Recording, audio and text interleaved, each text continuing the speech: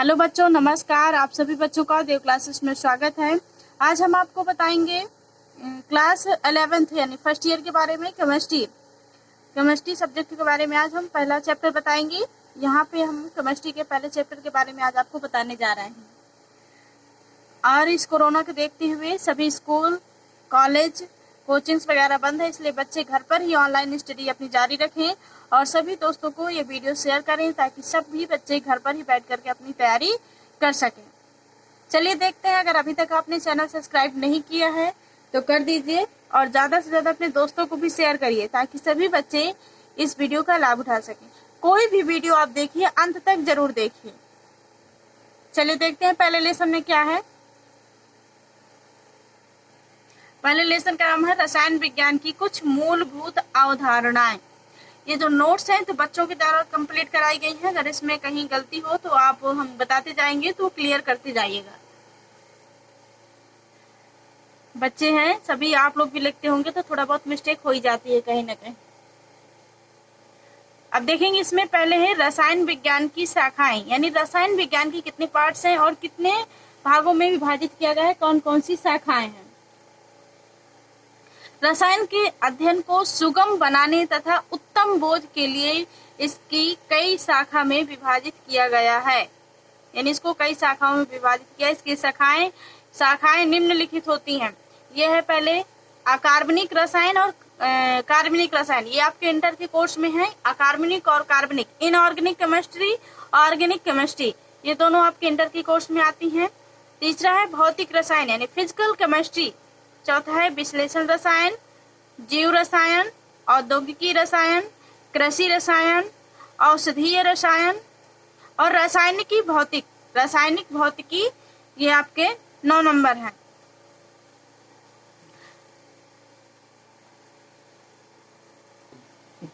ये 9 पार्ट्स हैं इसके, रसायन विज्ञान की शाखाएं हैं। अगला है यथार्थता तथा परिशुद्धता।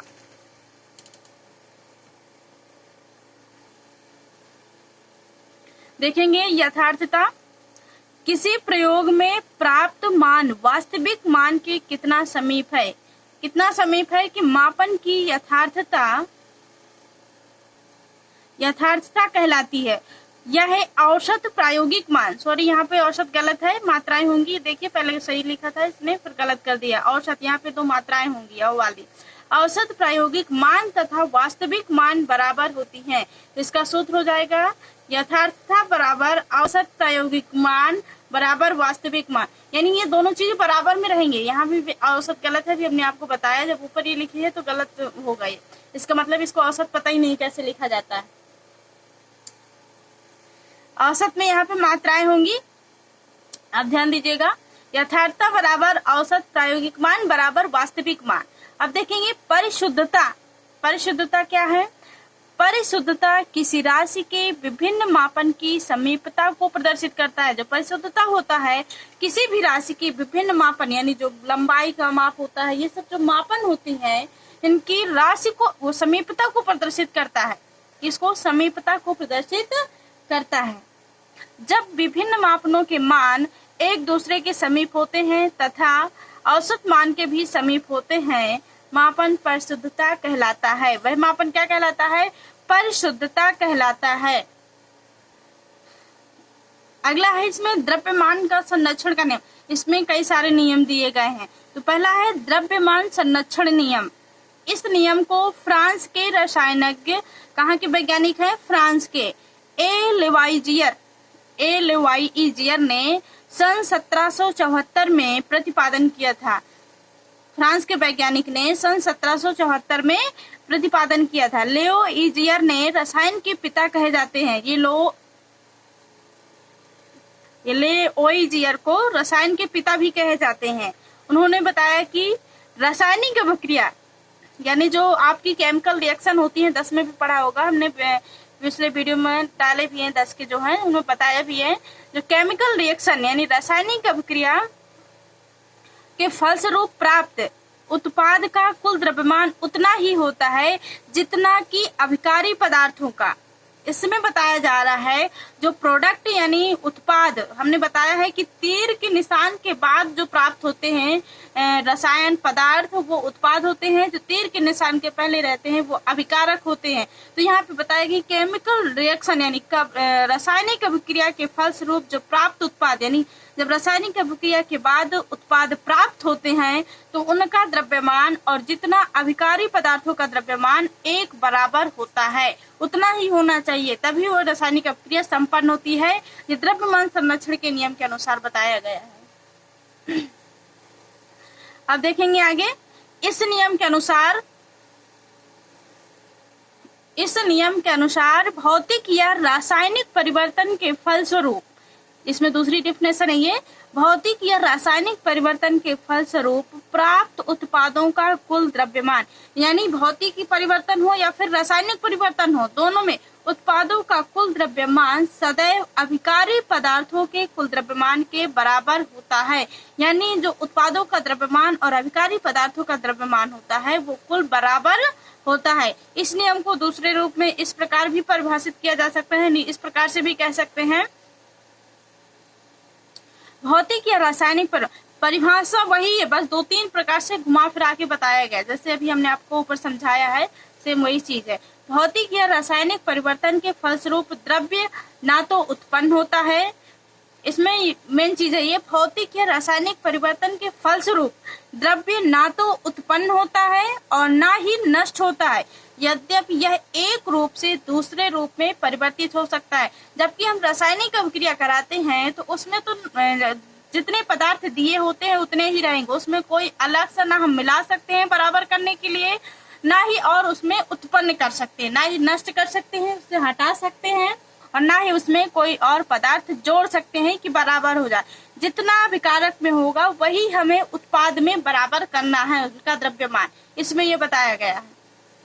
जब कैल्शियम कार्बोनेट को तीव्र गर्म किया जाता है तो यह अपघटित होकर कैल्शियम ऑक्साइड यानी CaO तथा CO2 देता है। यदि 100 ग्राम कैल्शियम कार्बोनेट को गर्म किया जाए तो उससे 56 ग्राम कैल्शियम ऑक्साइड और 44 ग्राम कार्बन डाइऑक्साइड प्राप्त होता है। इस प्रकार उत्पादों को कुल द्रव्यमान 56 + 44 यानी 100 ग्राम प्राप्त हुआ। प्रारंभ में लिए गए CaCO3 के द्रव्यमान के बराबर है। अभी हमने आपको जैसे बताया, ये नीचे अभिक्रिया दी हुई है, जैसे ये कैल्शियम कार्बोनेट, अब यहाँ पे तो सिर्फ कैल्शियम कार्बोनेट है, लेकिन इस साइड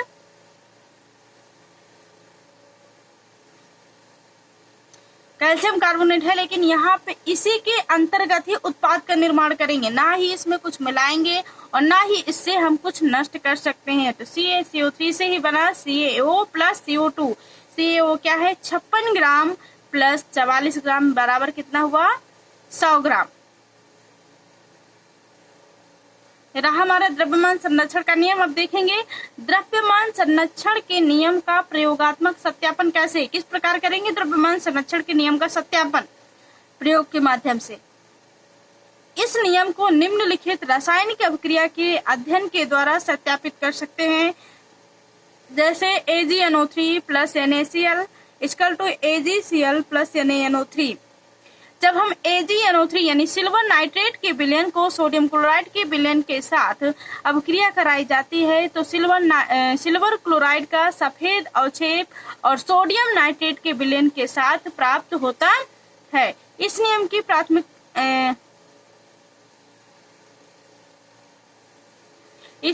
प्राथमिकता के लिए, यहाँ पे प्राथमिकता के लिए यानी सिल्वर नाइट्रेट तथा सोडियम क्लोराइड का कुल द्रव्यमान सिल्वर क्लोराइड के अवक्षेप तथा सिल्वर नाइट्रेट के कुल द्रव्यमान के बराबर होना चाहिए।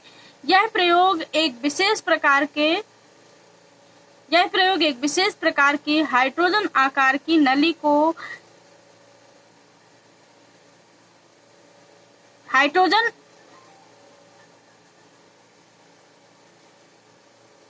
इसके प्रयोग के लिए एक विशेष प्रकार की यानी H आकार की नली में किया जा सकता है। इस नली जो H आकार की नली पाई जाती है इसको लेंडाल्ड नली कहते हैं। इस नली के एक भाग सोडियम क्लोराइड तथा दूसरे भाग में सिल्वर नाइट्रेट विलयन लेते हैं। इसके पश्चात दोनों भागों के मुंह बंद कर नली का भार ज्ञात करते हैं। ज्ञात कर लेते हैं। अब नली को उल्टा देते हैं यानी उलट देते हैं, जिससे कि दोनों विलयन मिलकर रासायनिक क्रिया कर सकते हैं। जब नली को उल्टा दिया जाएगा तो दोनों विलयन क्या होंगे, आपस में मिल जाएंगे, जिसके कारण से रासायनिक क्रिया कर सकते हैं। ये देखिए ये अच्छा आकार की नली बनी हुई है। अब इसको बोलते हैं लेन डाल्ट नली। अभी हमने बताया एक नली में क्या है, सोडियम क्लोराइड, और एक में सिल्वर नाइट्रेट विलयन है। तो जब तो इनको उल्टा देंगे तो ये दोनों क्या होंगी, यहाँ से जाकर के आपस में ये यहाँ से मिल जाएंगी।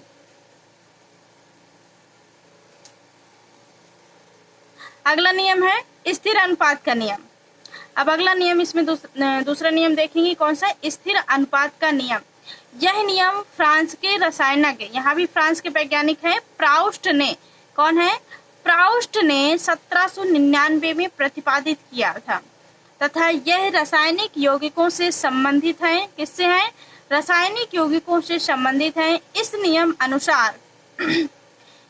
के अनुसार प्रत्येक रासायनिक यौगिक में जिसे किसी भी स्रोतों से क्यों ना प्राप्त किया गया हो, प्रत्येक रासायनिक यौगिक यानी कोई भी रासायनिक यौगिक हो जिसे किसी भी स्रोत से क्यों ना प्राप्त किया गया हो, सदैव भारानुसार एक सुनिश्चित अनुपात में सुनिश्चित तत्व ही उपस्थित रहते हैं।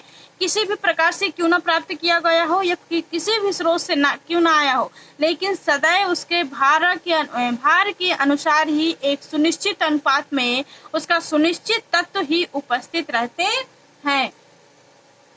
जैसे कि जल, हाइड्रोजन तथा ऑक्सीजन दो तत्वों के द्रव्यमान 1:8 है, 1:8 के संयोग से बनता है। जल चाहे समुद्र, झरना, वर्षा या कृत्रिम विधि किसी भी प्रकार से प्राप्त हो, लेकिन सदैव हाइड्रोजन एवं ऑक्सीजन के अनुसार ही वो होगा। उसमें जल वो किसी भी कैसा भी हो, चाहे झरना का हो, चाहे बारिश का हो, किसी भी प्रकार का हो, लेकिन उसमें हाइड्रोजन और ऑक्सीजन की मात्रा ही पाई जाएगी। तो ये उसका अनुपात क्या होगा, 1:8 में ही होता है। अगला है गुणित अनुपात का नियम। यह नियम जॉन डाल्टन ने 1804 ईस्वी में प्रतिपादित किया था। कौन, जॉन डाल्टन ने 1804 ईस्वी में प्रतिपादित किया था। इस नियम के अनुसार जब दो तत्व संयोग कर 2 या 2 से अधिक यौगिक बनाते हैं तो एक तत्व के विभिन्न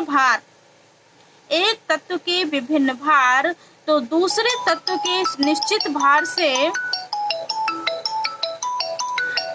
भार से संयोग करते हैं, परस्पर सरल अनुपात में होते हैं। दो तत्व कार्बन तथा ऑक्सीजन।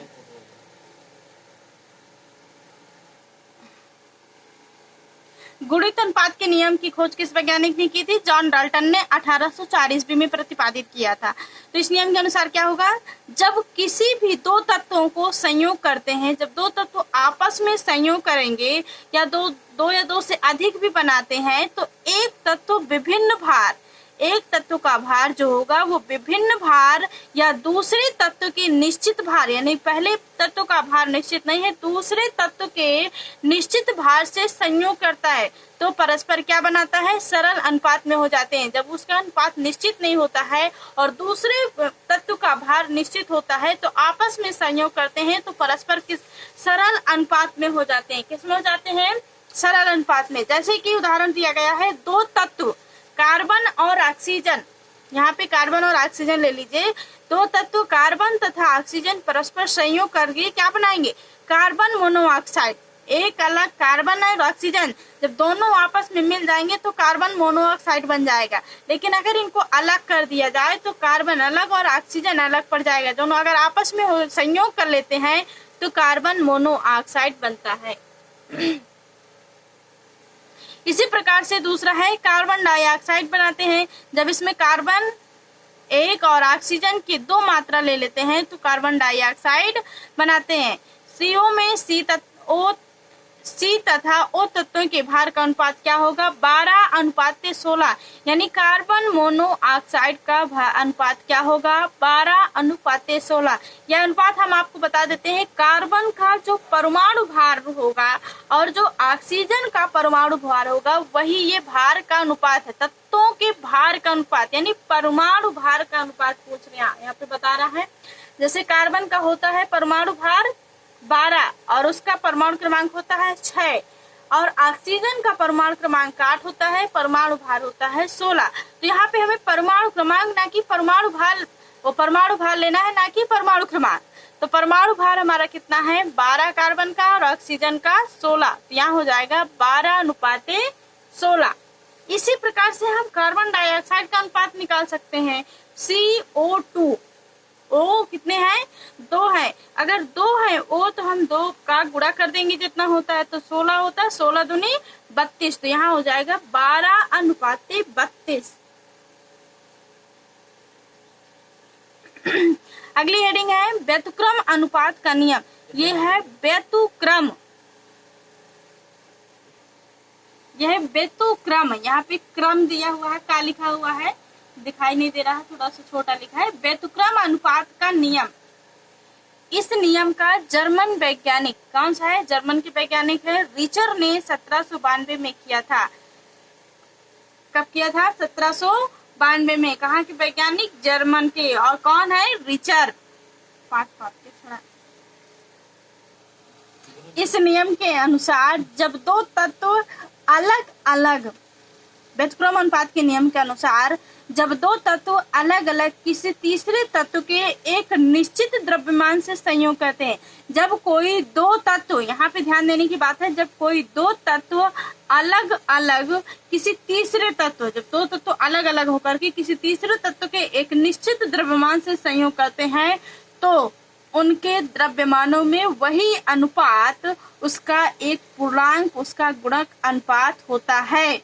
वे स्वयं एक दूसरे से संयुक्त होते हैं, यानी वो दो तत्व तीसरे तत्व से स्वयं संयुक्त होते हैं। जैसे कि यहाँ पर उदाहरण दिए गए, माना कि 3 तत्व हाइड्रोजन सल्फर ऑक्सीजन, क्या है हाइड्रोजन सल्फर ऑक्सीजन लेंगे तो यहाँ बन जाएगा हाइड्रोजन सल्फाइड, और हाइड्रोजन ऑक्सीजन में संयोग करके जल बनाता है। जब हाइड्रोजन और ऑक्सीजन मिलते हैं तो जल का निर्माण होता है, जबकि सल्फर और ऑक्सीजन से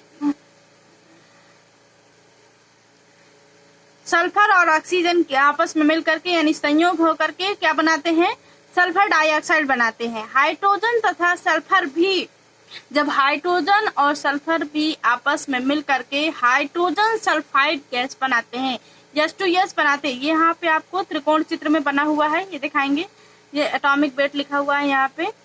ये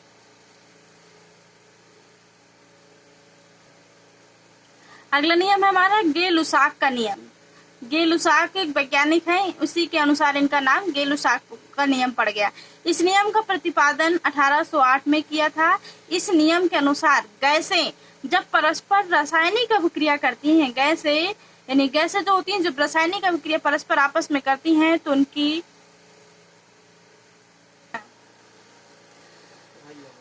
इस नियम के अनुसार गैसें जब परस्पर रासायनिक अभिक्रिया करती हैं तो उनके अभिकारी, यहाँ पे सॉरी अभिकारी है,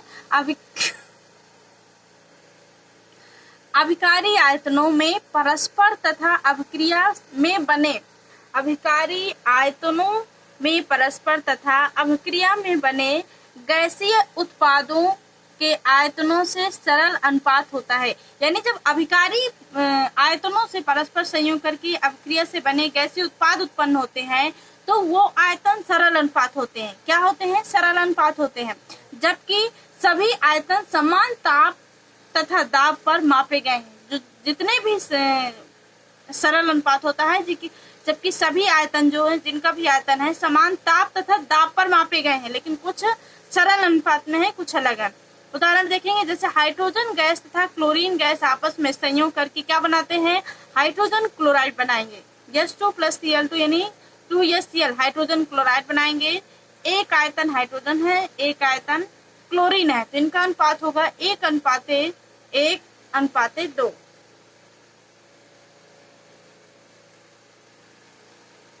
ये जो 1:1:2 है, ये सरल अनुपात है।